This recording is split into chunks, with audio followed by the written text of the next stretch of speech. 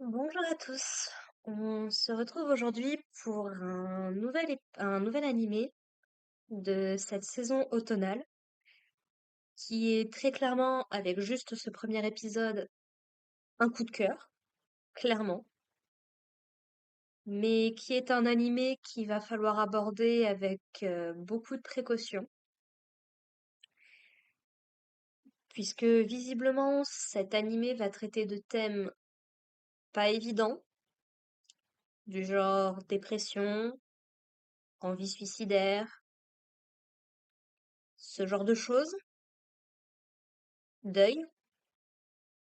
Et dans la période actuelle, c'est des émotions, des thèmes auxquels je suis particulièrement sensible, puisque si vous me découvrez avec cette vidéo, euh, j'ai perdu ma mère quand j'étais petite, et la période octobre-novembre, on enchaîne grosso modo son anniversaire et sa mort. Donc, c'est une période de l'année où je suis particulièrement vulnérable émotionnellement.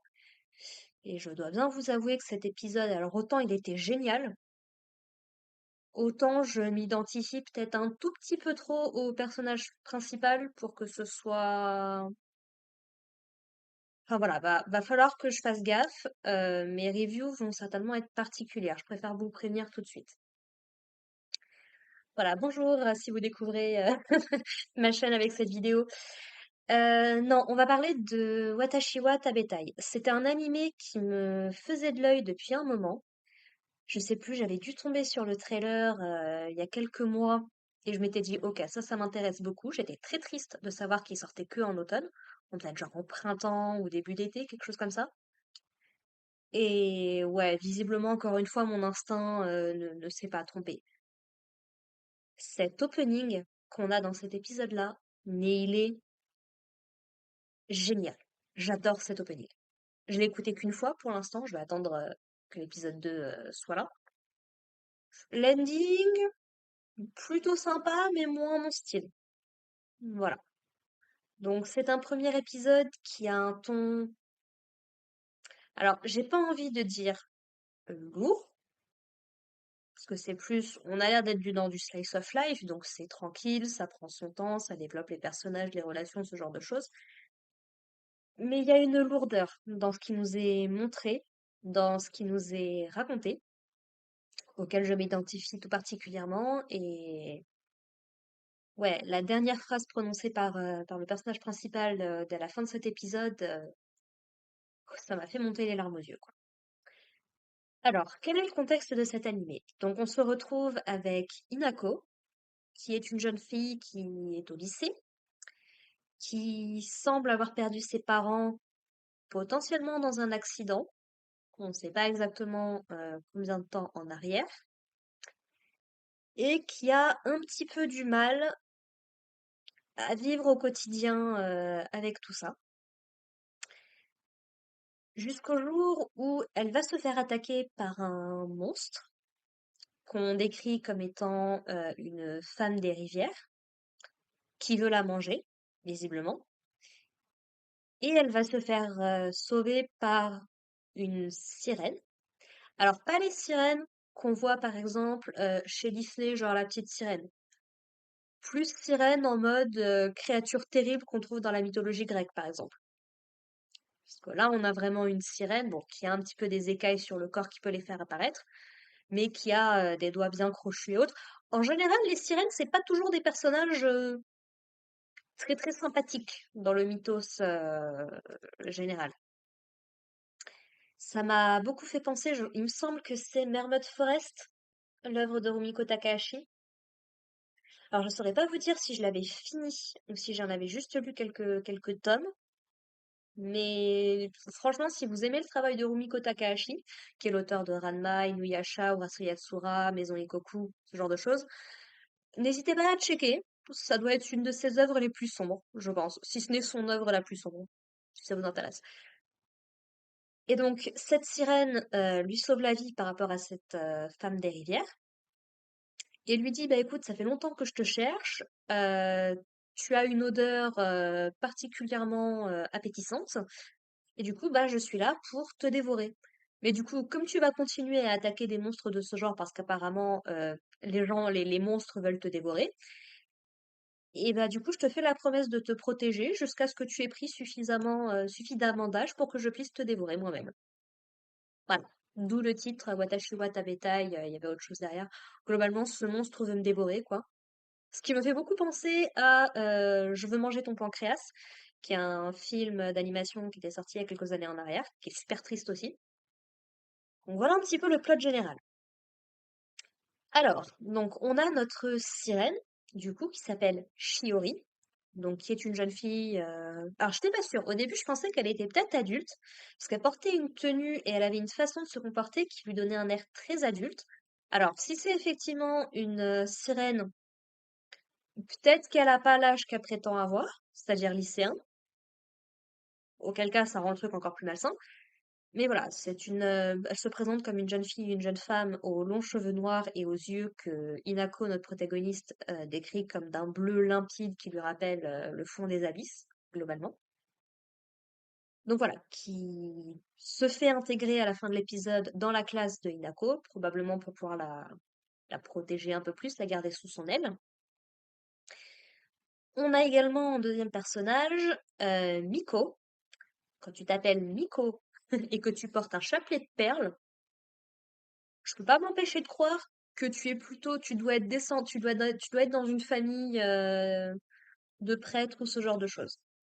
On a vite fait des images de temples, mais sans que ce soit relié à Miko, donc je peux rien assumer, je peux rien affirmer, mais c'est l'image que ça m'en a renvoyé. Parce que les Miko, ce sont justement les prêtresses dans ce genre de temple. Vous voyez Kitio, par exemple, dans Inuyasha. C'est l'exemple qui me parle le plus. Euh, Donc voilà, on a Miko qui est visiblement une amie de Hinako, qui s'inquiète énormément pour elle, qui décrit Hinako comme étant plutôt maladroite, et donc qui la surprotège un peu d'après les autres camarades qu'elles ont, mais en même temps, heureusement, parce qu'on reviendra sur Hinako elle-même. Alors dans cet épisode, on nous précise que Miko a un rhume, apparemment qu'elle se traîne depuis quelque temps, qui lui a même donné de la fièvre dans cet épisode-là, qui fait qu'elle ne peut pas être à l'école le jour où Shiori arrive à l'école. Et apparemment, elle est connue pour avoir la santé un peu fragile. Donc, personnage aussi à surveiller. Alors, a priori, cette saison slash cette série, je me suis pas renseignée sur la longueur du manga ou du matériau de base, fera 13 épisodes. Donc, on espère que ce ne seront pas 13 épisodes bâclés. J'avais cette crainte aussi pour The Summer Icarudai que je viens tout juste de finir, mais ça va, on aura une saison 2. Ça, on verra. Parce qu'il faut qu'on parle un petit peu de Hinako elle-même, et j'ai très très mal au cœur pour cette pauvre fille. Puisque donc, première image qu'on a de Hinako, donc c'est d'une jeune fille qui se réveille dans son lit, jusque-là normal avec une alarme. J'ai l'impression de me voir moi tous les matins. Sauf que juste en face de son lit, et dans le genre malsain et toxique, c'est quand même bien là, elle a une photo de sa famille, ça à la rigueur, why not? Mais surtout, vous savez, les petits temples, c'est pas ça que je cherche comme mot. Hmm. Les petits trucs pour honorer les morts. Littéralement juste en face de son lit. Donc quand elle se réveille, c'est la première chose qu'elle voit. Et autant dire que la mort de sa famille, encore une fois, on ne sait pas exactement ça s'est passé il y a combien de temps, mais j'aurais tendance à supposer que c'était quand Inako était beaucoup plus petite. Ça l'obsède un petit peu, elle y pense, surtout qu'apparemment on approche de l'anniversaire de la mort, parce qu'elle en fait elle avait une mère, un père et visiblement un frère aîné. Voilà. Et apparemment semblerait-il qu'ils sont morts en été. Et c'est une raison pour laquelle elle déteste l'été, puisque du coup bah, ça lui est fait penser. Encore une fois, j'ai l'impression de me voir moi à l'heure actuelle. Et comment dire? Inako nous montre des signes évidents de dépression et de stress post-traumatique, puisque donc elle a des flashs un petit peu en lien avec cet accident. Alors, on a l'air de distinguer une espèce de vitre brisée, donc j'ai l'impression qu'ils ont eu un accident de voiture. Les quelques images qu'on a ont l'air d'être liées à la plage, à la mer. Donc, est-ce qu'ils étaient partis en vacances ou en voyage peut-être et ils ont eu un accident sur le chemin du retour? Peut-être. Mais visiblement, Inako était aussi dans la voiture et c'est la seule de sa famille à s'en être sortie. On entend justement une voix qui lui dit faut que tu t'en sortes. Alors, je vais peut-être trop loin. Je vais probablement trop loin même. Mais je me demande si l'accident n'était pas volontaire de la part du conducteur, ou en tout cas d'un des passagers de la voiture. C'est dans la façon dont certaines phrases sont dites. Je sais pas. C'est probablement que c'est pas ça et que c'était juste un accident, comme il en arrive malheureusement très régulièrement. Mais c'est le sentiment que ça m'a donné. Je sais pas, il y a un truc qui me met mal à l'aise à ce niveau-là. Mais du coup voilà, donc c'est la seule survivante. Donc elle a des flashbacks de cet événement-là. Notamment quand la première fois qu'elle rencontre Shiori, en fait, elle est en train de regarder un truc qui l'attire dans l'eau. On découvrira du coup que c'est la femme de la rivière qui s'intéressait déjà à elle. Et en fait, elle commençait à se pencher, presque au point qu'elle allait finir par tomber. Et c'est Shiori qui l'empêche globalement de basculer. Ça m'a énormément rappelé la situation de Kyoko Honda de Fruit Basket, lors des événements qui ont été adaptés dans le film, mais qui étaient arrivés beaucoup plus tôt dans le manga. Bref, si vous connaissez un petit peu, vous devez vous douter. Et ouais, elle montre très clairement des signes évidents de pensée suicidaire, puisque quand Shiori lui dit qu'elle va la dévorer, ça lui fait énormément plaisir, et la phrase qu'elle prononce à la fin, c'est en mode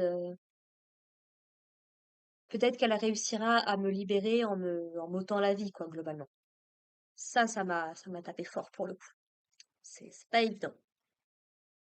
Et elle montre également des signes de dissociation. Alors, si vous savez pas ce que c'est la dissociation, comment vous expliquer ça du point de vue de quelqu'un qui l'a déjà vécu?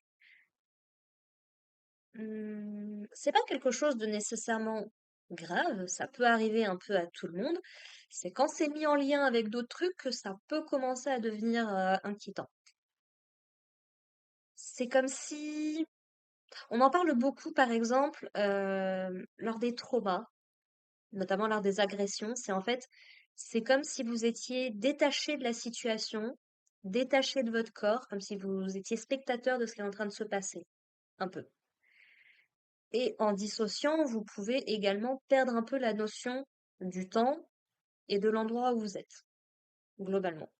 Et elle le montre à plusieurs reprises, notamment quand elle est en train de discuter ou d'écouter d'autres personnes, où il y a cette espèce d'ambiance aquatique qui se forme autour d'elle, habitée par plein de créatures qu'on trouve dans l'eau.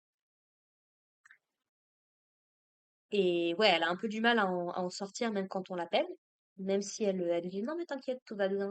Non, tout ne va pas bien, Inako, clairement t'as besoin de thérapie là. Donc, ouais, on a un personnage principal qui, niveau mental, niveau psychologique, est vraiment pas bien du tout, ce qui m'inquiète beaucoup. Bon, elle a l'air d'avoir une amie quand même qui est avec elle, qui, qui prend soin d'elle, qui essaye en tout cas.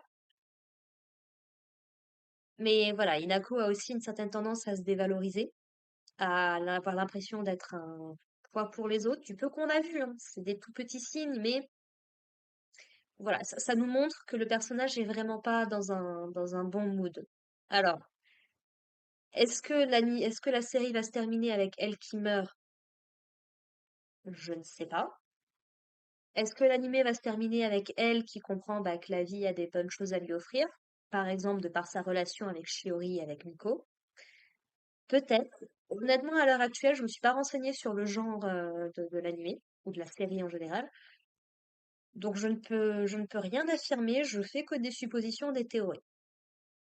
Mais je vois des red flags évidents et j'espère vraiment que Inako ira mieux. Maintenant, si on doit partir en tragédie, malheureusement, et je parle d'expérience, quelqu'un qui ne veut pas être sauvé, malheureusement, tu peux rien faire. Faut que ça vienne de la personne elle-même, malheureusement. Sinon, la thérapie ne marchera pas. Bref, donc on est parti sur un animé qui a une ambiance très mélancolique, très calme pendant tout l'épisode, mais je trouve qu'il nous retranscrit bien l'état d'esprit actuel de Hinako. Et ça me plaît beaucoup. Et ouais, donc clairement, j'ai envie d'en voir plus. C'est un animé de coup de cœur, mais si c'est le genre de choses auxquelles vous êtes sensible, faites gaffe, quoi. C'est tout ce que je peux vous dire. Voilà, voilà. Sur ce, eh ben, écoutez, n'hésitez pas à me dire ce que vous en avez pensé, soit en regardant l'animé, soit si vous connaissez le matériau de base. Je rappelle toujours sans spoil, surtout quand c'est des animés qui me donnent vraiment envie comme ça. On ne spoile pas, merci. Et puis bah on se retrouve du coup la semaine prochaine pour parler de l'épisode 2. Allez, portez-vous bien les gens. Prenez soin de vous surtout. Et puis à plus tard. Allez, bye.